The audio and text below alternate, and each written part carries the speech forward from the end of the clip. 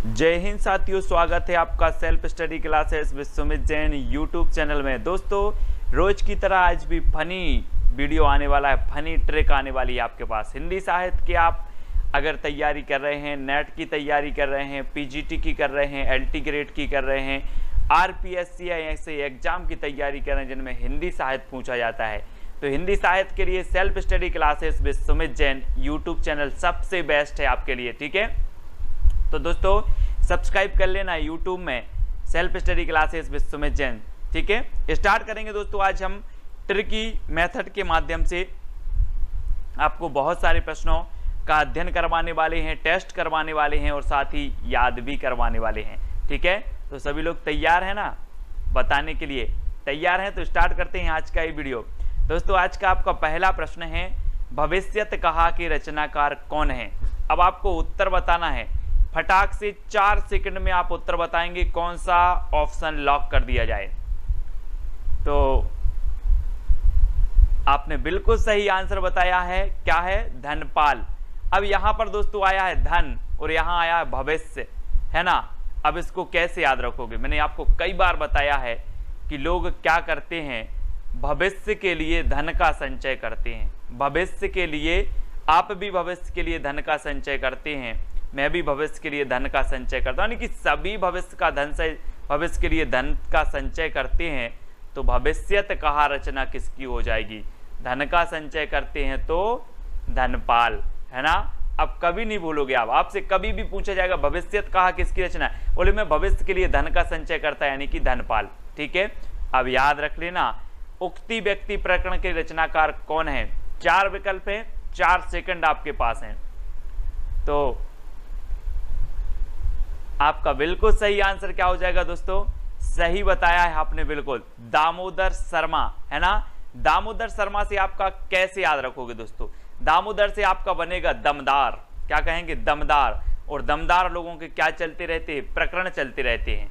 विभिन्न प्रकार की उक्ति व्यक्ति करते रहते हैं, तो इनके प्रकरण चलते ही रहते हैं। किनके? दमदार व्यक्तियों के।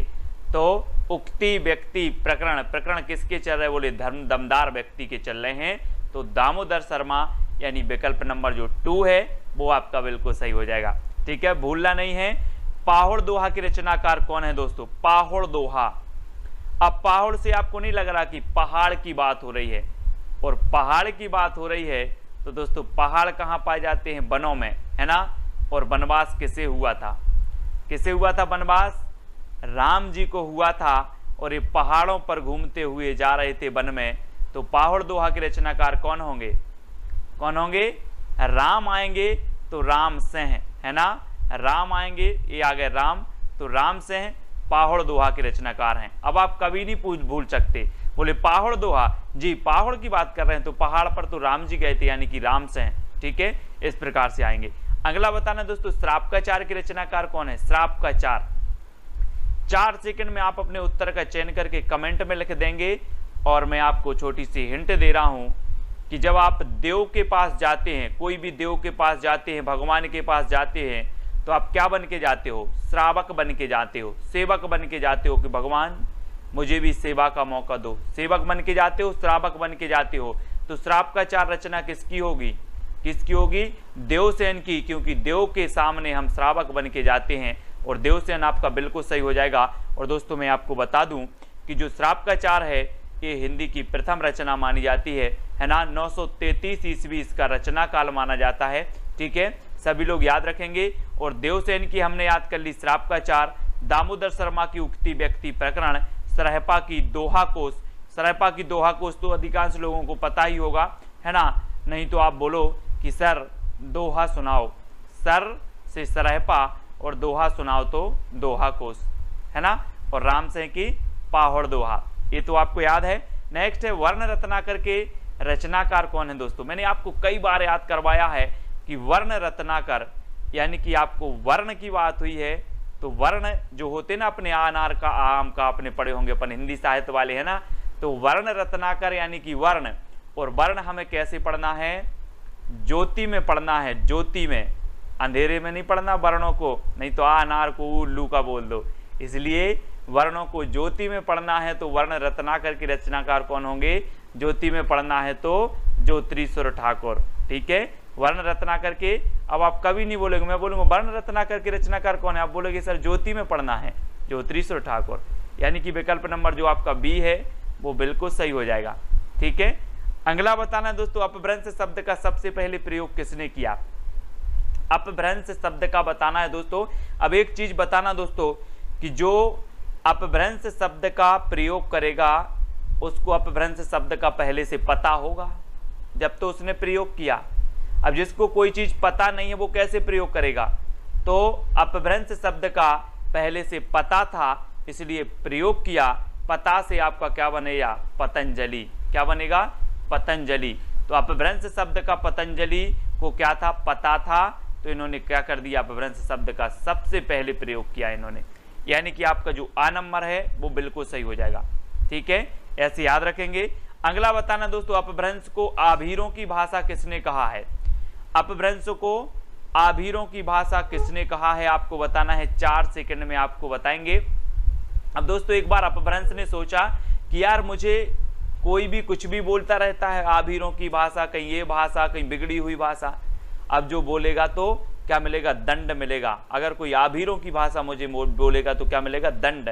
तो आभीरों की भाषा कौन बोलेगा, दंड से दंडी, है ना। कहा कि आभीरों की भाषा अगर बोला तो क्या मिलेगा, दंड। तो आभीरों की भाषा किसने बोला, दंडी ने। ठीक है, अपभ्रंश को दंडी, है ना, याद रख लेना। आ नंबर आपका बिल्कुल सही होगा। किस विद्वान ने अपभ्रंश को देश भाषा माना। देश भाषा किसने माना, 4 विकल्प में से चयन करना है दोस्तों। और मैं आपको बता देता हूं कि जो देश का बेटा होगा, देश का सन होगा, उसे ही देश का माना जाएगा कि नहीं माना जाएगा, कि जो विदेश का आ रहा उसे देश का मान लिया जाए। जो देश में पैदा हुआ होगा, जो देश का सन होगा, जो देश का बेटा होगा, उसे ही देश का कहेंगे। तो अपभ्रंश को देश भाषा जो कहा है, इन्होंने सोचा कि यार ये तो हमारे ही सन है ना, यहीं उत्पन्न हुआ है। तो सन मतलब ग्रियर्सन, है ना, ग्रियर्सन। इन्होंने देश भाषा कहा है कि अपभ्रंश की जन्म यहीं हुआ है। कहाँ हुआ है, यहीं हुआ है, इसलिए क्या है, देश भाषा है। ये यहीं की क्या है, सन है, सन। ठीक है, तो ग्रियर्सन साहब के बारे में आपको पता है कि इनका एक ग्रंथ है modern vernacular literature of Hindustan. ठीक है, और ये एशियाटिक सोसाइटी ऑफ बंगाल के निर्देशन में प्रकाशित हुआ था, है ना, मॉडर्न वर्नाकुलर लिटरेचर। और दोस्तों एक प्रश्न और पूछा जाता है कि जो ग्रियर्सन साहब हैं, सर्वप्रथम जो काल विभाजन का प्रयास किया, किसने किया, तो ग्रियर्सन साहब ने किया है सर्वप्रथम। ठीक है, तो याद रख लेना सभी लोग ग्रियर्सन के बारे में। और अपभ्रंश को सबसे पहले देश भाषा कहने वाले हैं तो वो कौन है, ग्रियर्सन साहब। ठीक है, अगला बताना दोस्तों, अवधि का एक अन्य नाम क्या है, अवधि। तो दोस्तों आप लोग विभिन्न प्रकार के कार्य करते हो और उनमें आपको अवधि मिलती है। क्या मिलती है, अवधि। और घर वाले आपसे बोलते हैं कौन सी अवधि मिली, कौन सी अवधि मिली, या अवधि कौन सी ली, अवधि कौन सी ली। तो अवधि का अन्य नाम क्या होगा, कौन सी ली मतलब कौशली। अवधि कौन सी ली, बोले कौशली। ठीक है, तो अवधि का जो अन्य नाम होगा वो क्या होगा, कौशली। अब याद रख लेना, अवधि कौन सी ली, है ना, इस प्रकार से। तो कौशली आपको याद रखना है। ठीक है, अगला आपको बताना दोस्तों, अवधि ग्रंथ अवध विलास किसकी रचना है। अवध विलास, आप लोगों ने वो एक गीत सुना होगा दोस्तों, एक गीत है बुंदेलखंड का कि बना की अवधपुरी ससुराल बारात को जय है रे। एक आपने गीत सुना होगा। अवध से क्या हो जाएगा, अवध का लाल, अवध का लाल। तो अवधि ग्रंथ है अवध विलास, और अवध विलास के जो रचनाकार होंगे वो कौन होंगे, लाल दास, क्योंकि अवध का लाल, है ना। तो याद रखना, अवधि ग्रंथ है अवध विलास और अवध विलास के रचनाकार हैं लाल दास। सभी को याद रखें, कभी भूलना नहीं। अगर भूल गए तो एक बार वीडियो फिर से देख लेना। राम काव्य परंपरा की सर्वप्रमुख भाषा है तो कौन सी है। दोस्तों आपको पता है कि राम को भी क्या मिली थी, अवधि मिली थी। बोले आप 14 वर्ष के वनवास को जाओगे, है ना, और इनको अवधि मिल गई 14 वर्ष की। तो अवधि मिली तो राम काव्य परंपरा की जो सर्वप्रमुख भाषा होगी वो कौन सी होगी, कौन सी होगी, अवधि। ठीक है, याद रख लेना, राम काव्य परंपरा की सबसे जो प्रमुख भाषा है वो कौन सी है, अवधि है। और आपको पता है कि राम काव्य धारा के जो श्रेष्ठ कवि हैं वो कौन है, तुलसीदास जी। ठीक है, और तुलसीदास ने दोस्तों सबसे पहले अवधि भाषा का प्रयोग किया। और आपकी जो रामचरितमानस है महाकाव्य है, ठीक है, श्रेष्ठ महाकाव्य है रामचरितमानस। और दुनिया में अगर सर्वाधिक जो टीकाएं लिखी गई तो वो रामचरितमानस की लिखी गई। और रामचरितमानस की जो भाषा है वो अवधि भाषा है। ठीक है, ये चीज भी याद रखनी है। और बाद में तुलसीदास ने ब्रज भाषा का भी प्रयोग किया है, विनय पत्रिका, कृष्ण गीतावली, है ना, इन रचनाओं में क्या किया है, ब्रज भाषा का प्रयोग किया है। लेकिन राप का परंपरा की जो प्रमुख भाषा है वो अवधि ही है, जिनका जो जीता जागता उदाहरण रामचरितमानस है। ठीक है, ब्रज भाषा का उदय माना जाता है तो कब से माना जाता है दोस्तों? अब आप लोग कहते हैं कि हमें ब्रज जाना है, कन्हैया की जन्मभूमि जाना है, कन्हैया जी के दर्शन करने जानी है, इस प्रकार से बोलते ना, है ना। तो ब्रज अगर जाना है आपको तो अब भूल जाना कि 2-5 रुपए में पहुंच जाओगे, अब सीधे 1000 लगेंगे आपको। कितने लगेंगे? 1000 लगेंगे। तो ब्रज भाषा का उदय कब होगा? कब होगा? 1000 ईस्वी, 1000 ईस्वी के आसपास ब्रज भाषा का उदय माना जाता है। यानी कि आपका जो विकल्प नंबर 1 है वो बिल्कुल सही हो जाएगा, 1 नंबर। ठीक है, अगला प्रश्न देखते हैं दोस्तों, पश्चिमी हिंदी का विकास अपभ्रंश के किस रूप से हुआ है? ये दोस्तों हम आपको आज पूरी अच्छे से बता रहे हैं, है ना। पश्चिमी हिंदी, पश्चिमी हिंदी आपको पता है पश्चिमी से क्या होगा, पश्चिमी हिंदी का विकास बनाना है। पश्चिमी से यहाँ पर देखो ये भारत का नक्शा दिया है, ये आपका पूर्वी क्षेत्र है और ये पश्चिमी क्षेत्र है।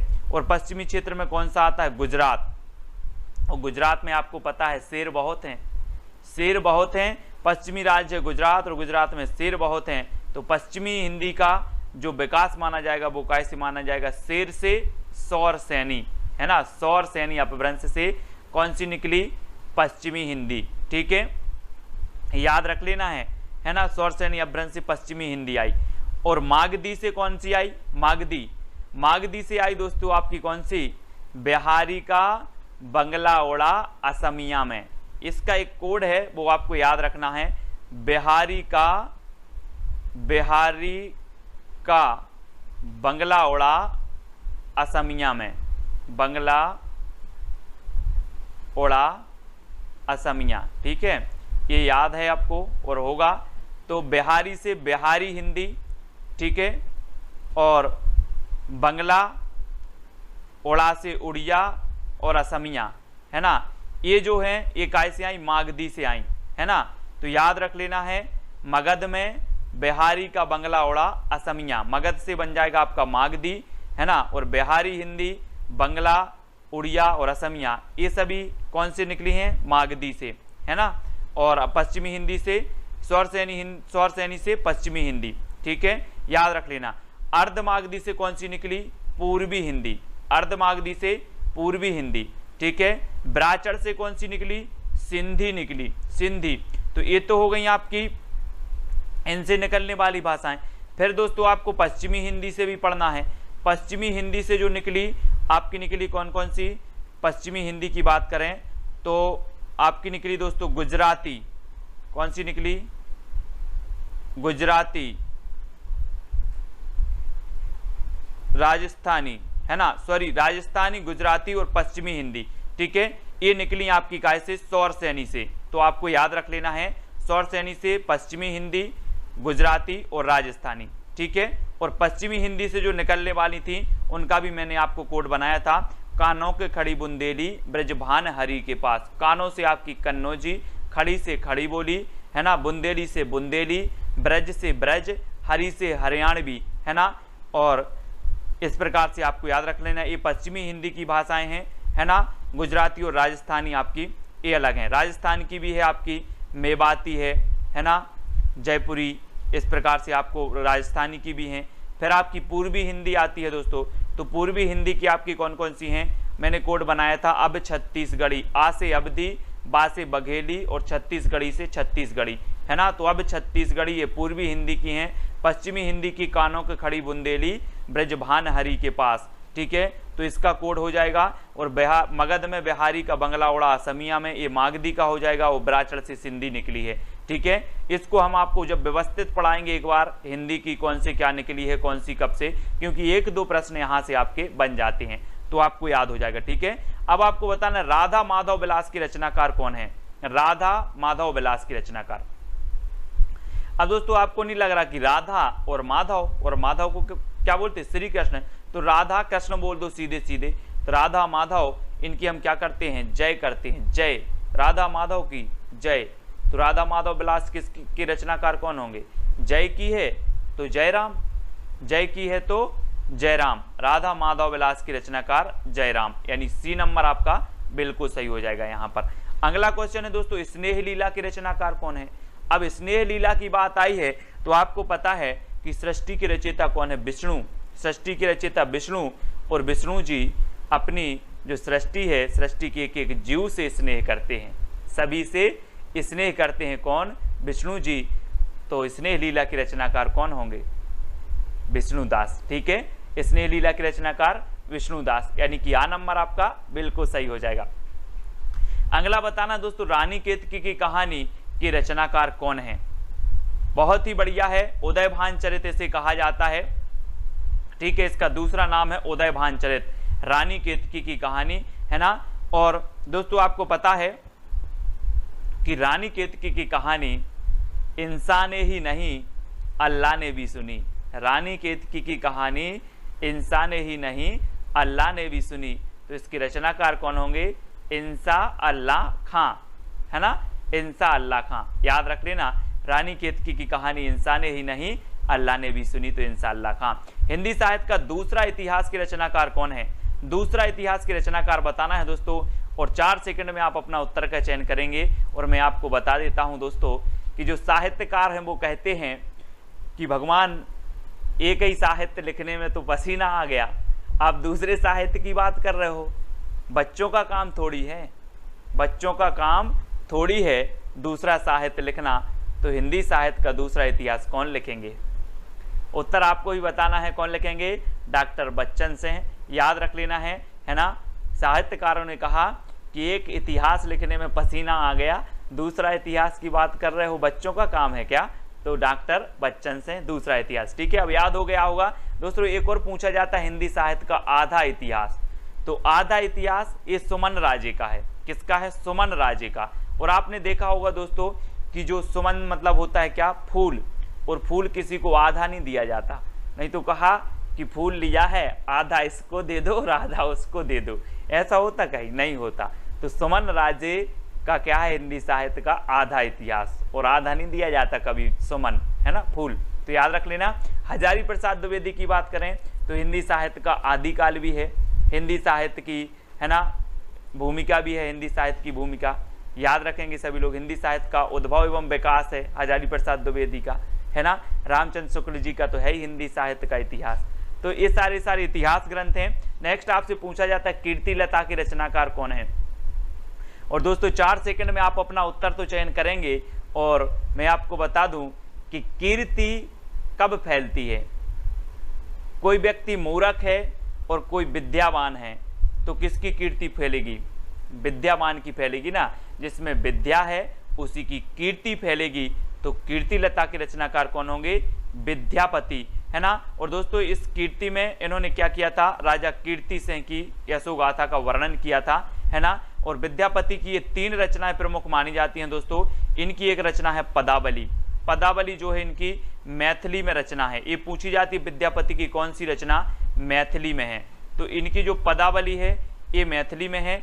और इनकी कीर्तिलता और कीर्ति पताका ये 2 रचनाएं अबहट्ट में हैं, ठीक है। कीर्तिलता और कीर्ति पताका अबहट्ट भाषा में है, तो इनको आपको याद रखना है। और चंद्रबरदाई के बारे में तो पता है आपको कि ये हिंदी के प्रथम महाकवि हैं, है ना, याद रख लेना है। और राउल बेल एक रचना है चंपू काव्य, उसकी रचनाकार रोड़ा कवि हैं, है ना। ढोला मारूरा दुहा जिसकी रचनाकार कुशल लाभ हैं, है ना।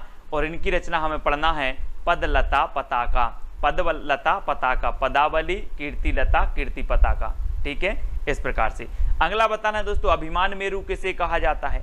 दोस्तों आपको पता है कोई कोई आदमी के पास जब धन बहुत हो जाता है, कोई अच्छी संपत्ति हो जाए, उन्हें अभिमान हो जाता है, अरे यार अभिमान हो गया, अहंकार हो गया, है ना। ऐसे ही पुष्प ने कहा कि मुझे तो देवताओं के ऊपर चढ़ाया जाता है, मेरी तो माला बनाई जाती है, तो पुष्प को क्या हो गया? अभिमान हो गया। पुष्प को अभिमान हो गया, तो अभिमान मेरु किसे कहा जाएगा? किसे कहा जाएगा? पुष्पदंत को। पुष्पदंत ने दोस्तों अपने आप को अभिमान मेरु का। ऐसा भी क्वेश्चन आता है निम्न में से बताइए कौन सा कवि अपने आप को, कौन से कवि ने अपने आप को अभिमान मेरु की उपाधि दी थी? तो पुष्पदंत, है ना। इनका एक आपने पढ़ा होगा महापुराण, महापुराण ग्रंथ है पुष्पदंत जी का, बहुत ही श्रेष्ठ है पुष्पदंत जी का महापुराण, है ना। तो इन्होंने अभिमान मेरु कहा था, ऐसे ही पुष्प को भी अभिमान हो गया, इस प्रकार से याद रख लेंगे, है ना। तो वह नंबर आपका बिल्कुल सही होगा। कुमारपाल प्रतिबोध के रचनाकार कौन है? कुमारपाल प्रतिबोध। अब 4 विकल्प हैं, 2 सेकंड आपके पास हैं, और आपको पता है दोस्तों कुमार आ रहा है यहाँ पर, कुमार। तो आजकल के जो कुमारे लड़का रहते, कुमारे लड़का, है ना, आजकल के जो कुमार हैं वो सोमरस का प्रयोग बहुत कर रहे हैं। काय का प्रयोग कर रहे हैं? सोमरस। सोमरस आप लोग समझते होंगे, और सोमरस का प्रयोग कर रहे हैं। तो कुमारपाल प्रतिबोध के रचयिता कौन होंगे? कौन होंगे?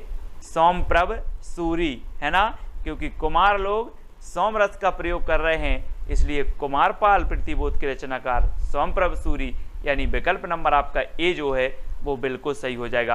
ठीक है, ये अपभ्रंश के व्याकरणाचार्य हैं हेमचंद्र जी, है ना। देवसेन की रचना श्रापकाचार है। धनपाल की रचना भविष्यत कहा है, जिनको अपन ने याद भी किया है। अब दोस्तों आपका एक चैलेंज प्रश्न है, चित्रलेखा किसकी रचना है? चित्रलेखा बताना है भगवती चरण वर्मा की, निर्मल वर्मा की, मोहन राकेश या फिर रांगे राघव की। ठीक है, ये चैलेंज प्रश्न है, इसका उत्तर आपको लिखना ही है, और आप जितना इसके बारे में लिख सकते हो वो कमेंट में जरूर लिखा करें। ठीक है, इससे आपका नॉलेज और बढ़ता है ना। तो चित्रलेखा के बारे में लिखें, और ये इनके रचनाकार हैं उनके बारे में भी आप लिख सकते हैं। ठीक है, और वीडियो कैसा लगा कमेंट के माध्यम से बताना है। और पिछला चैलेंज था आपका, उसने कहा था किसकी रचना है? तो उसने कहा था, है ना, सुखमय जीवन और बुद्धू का कांटा। ये 3 रचनाएं थी दोस्तों, ये 3 रचनाएं थी किसकी? चंद्रधर शर्मा गुलेरी की। चंद्रधर शर्मा गुलेरी की ये 3 रचनाएं थी। और एक क्वेश्चन पूछा जाता है कि मात्र हिंदी साहित्य में 3 रचनाओं को लिखकर कौन सा ऐसा साहित्यकार है जो अमर हो गया? तो वो साहित्यकार है दोस्तों चंद्रधर शर्मा गुलेरी, जिनकी 3 रचनाएं थी। उसने कहा था बुद्धू का कांटा और सुखमय जीवन, और उसने कहा था फ्लैशबैक शैली में लिखी गई ये रचना है। फ्लैशबैक मतलब होती है याद में चलती ना, आप फिल्म लोग देखते, बोले याद में फिल्म चल रही है ना, तो वही फ्लैशबैक शैली है। और उसने कहा था बुद्धू का कांटा और सुखमय जीवन, ये चंद्रधर गुलेरी जी आपकी हैं। ठीक है, तो दोस्तों वीडियो कैसा लगा कमेंट के माध्यम से जरूर बताएं, है ना। और जो आपको चैलेंज दिया है वो उत्तर तो आप सभी को बताना है। ठीक है, और वीडियो को लाइक करना है। जो भी साथी अभी तक टेलीग्राम ग्रुप से नहीं जुड़े हैं वो टेलीग्राम ग्रुप से जुड़ जाएं। टेलीग्राम ऐप डाउनलोड करें, उसमें सर्च करें IAS स्टडी ट्रैक और ज्वाइन हो जाएं। और हिंदी साहित्य का एक प्यारा सा व्हाट्सअप ग्रुप है जिसमें बहुत सारे लोग जुड़े हैं। उससे जुड़ने के लिए आपको 9098609291 ये आपका नंबर है। इस नंबर पर आपको क्या करना है? मैसेज करना है, आपको उस ग्रुप की लिंक मिल जाएगी। ठीक है, तो आपको जरूर जुड़ना है। और जो भी फेसबुक में देख रहे हैं दोस्तों, वो यूट्यूब में सर्च करेंगे self study classes with Sumit Jain, बहुत सारी फनी ट्रिक आने वाली हैं। ठीक है, हिंदी साहित्य चुटकियों में याद हो जाएगा, कोई भी प्रश्न में कोई डाउट भी नहीं रहेगा और याद भी हो जाएगा। तो आज के वीडियो के लिए बस इतना ही साथियों, जय हिंद।